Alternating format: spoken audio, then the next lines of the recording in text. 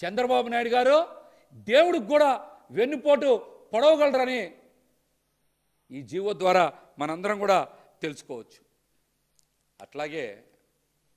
అట్లాగే మీరు చూశారు, ఇదే వారంలో మచిలీపట్నం గొడుగు వెంకటేశ్వర స్వామికి చెందినటువంటి 400 కోట్ల రూపాయలు విలువైన 40 ఎకరాల భూములను కూడా ఎగ్జిబిషన్ పెట్టుకోవడానికి, గోల్ఫ్ కోర్టులు ఏర్పాటు చేసుకోవడానికి దేవుడు మాన్యాల్ని దారాదత్తం చేసేటువంటి ఒక పెద్ద కుట్ర విజయవాడకి ఆనుకొని ఉన్నటువంటి గొల్లపూడిలో శ్రీకారం చుట్టారు. మీకు పోయే కాలం వచ్చింది కాబట్టినే దేవుడితో పెట్టుకుంటా ఉన్నారు. మీకు పోయే కాలం వచ్చింది కనుకనే దేవుడితో పెట్టుకుంటా ఉన్నారు. అన్నీ కూడా ఈ వారం రోజుల్లో జరిగినాయే. మొదట మీరు చూస్తే జగన్మోహన వేణుగోపాల్ స్వామి టెంపుల్కి చెందినటువంటి 1036 ఎకరాలకు చెందిన 1000 కోట్ల రూపాయలు విలువైన భూమి, గొడుగు వెంకన్న స్వామికి చెందినటువంటి 400 కోట్ల రూపాయలు విలువైన 40 ఎకరాల భూమి, అదేవిధంగా శానిటేషన్ టెండర్స్ పేరు మార్చి ఫెసిలిటీ మేనేజ్మెంట్ సర్వీసెస్ ద్వారా 100 కోట్ల రూపాయల దేవుడి డబ్బుల్ని కొట్టేసేటువంటి ఈ మాయ అన్ని వారం రోజుల్లో జారీ చేసినటువంటి జీవోలే.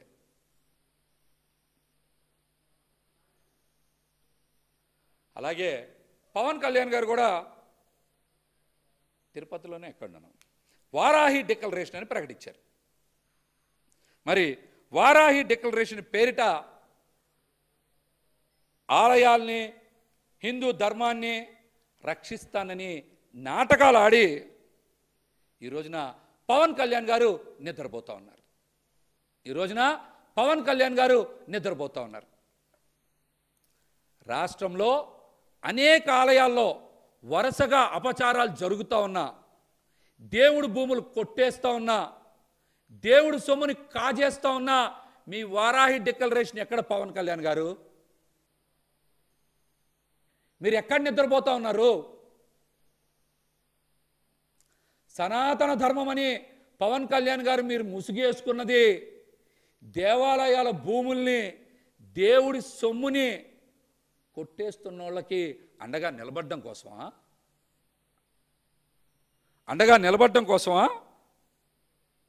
మీరు సమాధానం చెప్పాలి. అలాగనే మీ ఓజీ సినిమా కూడా ప్రీ రిలీజ్ ఈవెంట్ గొడుగు వెంకన్న స్వామికి చెందిన 40 ఎకరాల భూముల్లో ఏర్పాటు చేస్తామని చెప్తున్నారు. ఇది నిజమా అబద్ధమా? దేవుడి దగ్గర కొట్టేయాలని చూస్తున్నటువంటి భూముల్లో OG pre release cinema function ఏర్పాటు చేశారా చేయలేదా? దీనికి కూడా మీరు సమాధానం చెప్పాలి. గతంలో అనేక విషయాలు జగన్మోహన్ రెడ్డి గారి ప్రభుత్వంలో జరగకపోయినా జరిగినాయని ఇష్టానుసారం దేవుడిని అడ్డం పెట్టుకొని దుష్ప్రచారం చేసి దేవాలయాల్ని కూల్చిన వ్యక్తులే బురద జల్లేటువంటి ప్రయత్నం చేశారు. అటువంటి వారిలో మాజీ బీజేపీ రాష్ట్ర అధ్యక్షురాలు పురంధరేశ్వర్ గారు కూడా ఉన్నారు. అనేక సందర్భాల్లో ట్విట్టర్లు కూడా వరుసగా వేసి వారు ట్విట్టర్స్ కూడా జగన్మోహన్ రెడ్డి గారి మీద కూడా వేసి విరుచుకుపడ్డారు. ఇప్పుడు పురంధరేశ్వర్ గారు, ప్రస్తుత అధ్యక్షులు మాధవ్ గారు, మీరు కూడా నిద్రపోతున్నారా? పడుకున్నారా? ఈ వరుసగా జరుగుతున్నటువంటి ఆలయాల దోపిడీ, దేవుడి భూములు స్వాహ, ఆలయాల్లో జరుగుతున్న అపచారాలు మీకు కనబడట్లేదా? వినపడట్లేదా? లేకపోతే నిద్రపోతున్నట్టు నటిస్తూ ఉన్నారా? మీరు సమాధానం చెప్పాలి. హిందూ ధర్మాన్ని, హిందూ దేవాలయాల్ని కాపాడినటువంటి వ్యక్తి వైఎస్ జగన్మోహన్ రెడ్డి గారు. చంద్రబాబు నాయుడు గారు దేవాలయాల్ని కూలిస్తే దేవాలయాల్ని కట్టినటువంటి వ్యక్తి జగన్మోహన్ రెడ్డి గారు.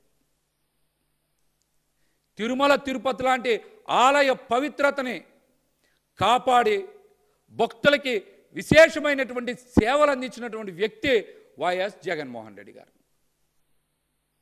కానీ చంద్రబాబు నాయుడు గారు అధికారంలోకి వచ్చిన తర్వాత ఎన్ని అపచారాలు జరిగాయి అన్నీ చూస్తూనే ఉన్నాం కదా. ఎవరు హిందూ ధర్మాన్ని కాపాడింది, ఎవరు హిందూ ఆలయాల్ని నిర్మించింది, రాష్ట్ర ప్రజలు కూడా ఈ అంశాన్ని గమనించాలి. చంద్రబాబు గారి హయాంలోనే హిందూ దేవాలయాలకి హిందూ ధర్మానికి తీవ్రమైనటువంటి ద్రోహం జరుగుతుందని మనందరికీ కళ్ళ ముందే కనబడతా ఉంది కదా. ప్రస్తుతం మనందరికీ ఇప్పుడు మనందరికీ కనపడతానే ఉంది కదా. మీరు చూసుకోండి, గతంలో కూడా చంద్రబాబు నాయుడు గారు అధికారంలో ఉన్నప్పుడే ఆలయాల కూల్చివేత పాపం ఆయనకే చుట్టుకుంది.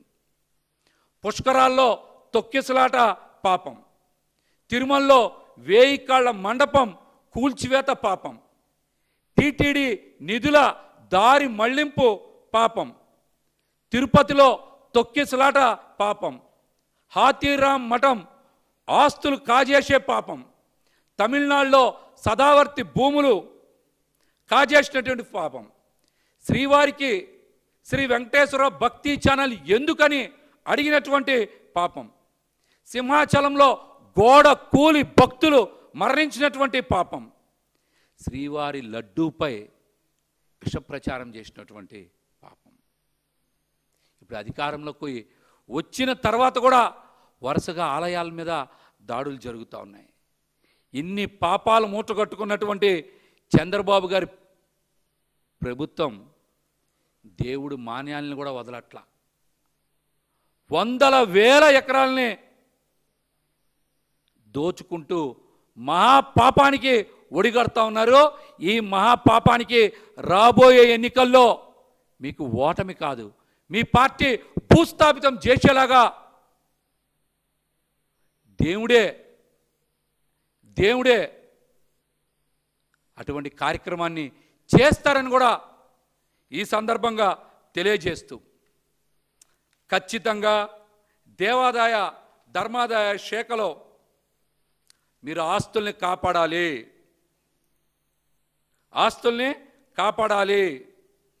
అదేవిధంగా చంద్రబాబు గారి ప్రభుత్వం కూడా దేవుడు మాన్యాల్ని దోచుకోవడం ఆపేయాలి. లేకపోతే హిందూ సమాజం, హిందూ భక్తులు ఆ దేవదేవుడైనటువంటి కలియుగ వెంకన్న స్వామి మీకు తగిన రీతిలో గుణపాఠం చెప్పి తీరుతారని కూడా ఈ సందర్భంగా తెలియజేస్తా ఉన్నా.